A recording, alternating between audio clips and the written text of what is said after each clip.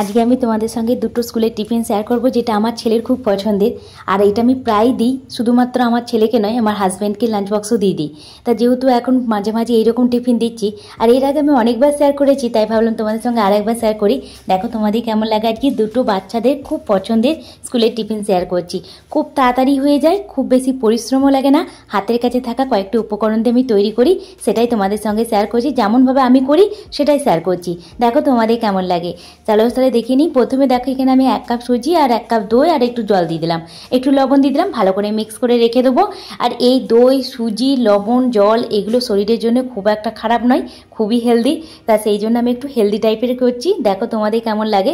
দিয়ে ভালো করে জল দিয়ে একটা ব্যাটার বানিয়ে রেখে দিচ্ছি, এটাকে ঢাকা দিয়ে রেখে দেবো। তার আগে বলি হাই, আমি Munmun, welcome back to my channel. আশা করি যে যেখানে আছে ভালো আছো, সুস্থ আছো।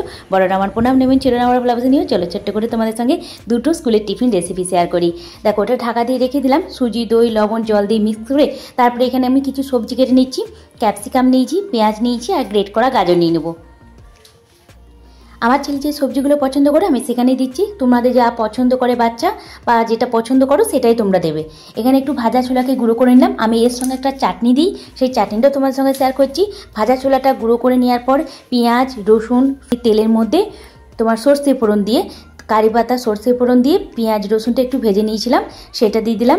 আর একটুখানি টক দই, একটু লবণ চিনি দিয়ে ওটাকে পেস্ট করে রেখে দিলাম। ব্যাস আমার চাটনিও রেডি হয়ে গেছে। সবজিগুলো মিক্স করে দিলাম। এবার একটু বেকিং সোডা দিয়ে দিলাম আর একটুখানি ভিনিগার দিলাম। ভিনিগারের বদলে তোমরা এখানে পাতিলেবুর রসও দিতে পারো। দিয়ে একটু আপ্পের প্যানটা গরম করেছি। আপ্পাম প্যানটা গরম করার পর একটুখানি সর্ষে ফোড়ন দিলাম, তেল দেওয়ার পরই দিয়ে ওইভাবে ব্যাটারগুলো দিয়ে উল্টে পাল্টে এটাকে রেডি করে ফেলছি। লো ফ্লেমে 5 থেকে 7 মিনিটের মধ্যে এটা রেডি হয়ে যায়। টোটাল প্রসেসটা আমার 15 থেকে 20 মিনিটের মধ্যেই হয়ে যায়। যদি আমি সুজিটা আগের দিন রাত্রে ভিজিয়ে ফ্রিজে রেখে দিই তাহলে তো আমার আরও তাড়াতাড়ি হয়ে যায়। সবজিগুলো কেটে রেখে দিলে তো আরও সুবিধা। টিফিন বক্সে দিলাম, ওর সঙ্গে চাটনি, শসা আর খেজুর, যেটা আমার ছেলে পছন্দ করে। ব্যাস প্রথম স্কুলের টিফিন রেডি। চলো দ্বিতীয় স্কুলের টিফিনটা তোমাদের সঙ্গে শেয়ার করি।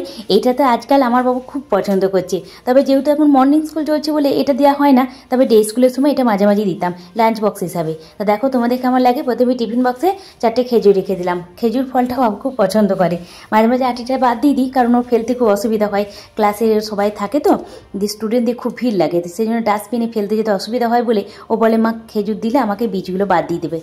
এরপর দেখো একটু পনির নিয়েছি, পনিরগুলোকে একটুখানি ভেজে নিলাম, হালকা করে একটু ভেজে নিয়েছি। ওই তেলের মধ্যে একটু নুন হলুদ মাখানো আলুগুলোকে একটু ভেজে তুলে নিচ্ছি। আর একটুখানি কাজুটাকে ভেজে নিলাম, তো মানে কিশমিশটা দিইনি। আর একটুখানি সানফ্লাওয়ার অয়েলের মধ্যে একটুখানি তোমার ঘি দিলাম, অল্প একটুখানি ঘি, একটু গোটা জিরে ফোড়ন দিলাম। আর এখানে একটু পেঁয়াজ কুচানো দিয়েছি আর একটু লবণ দিয়ে ভেজে নিচ্ছি।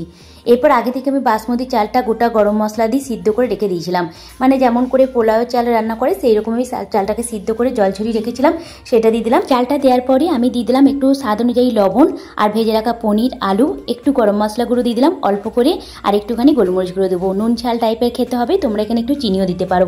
একটু নাড়াচাড়া করে 2 মিনিট জন্য ঢাকা দিয়ে রেখে দেবো। তারপর নামিয়ে ঠান্ডা করে টিফিন বক্সে প্যাক করে দেবো। ওপর থেকে একটু বেদানা দিয়ে দেবো যাতে দেখতে খেতে ভালো লাগে। আজকে স্কুলের tiffin ready. Like and subscribe. Bye bye, tata. ভালো থেকো, সুস্থ থেকো।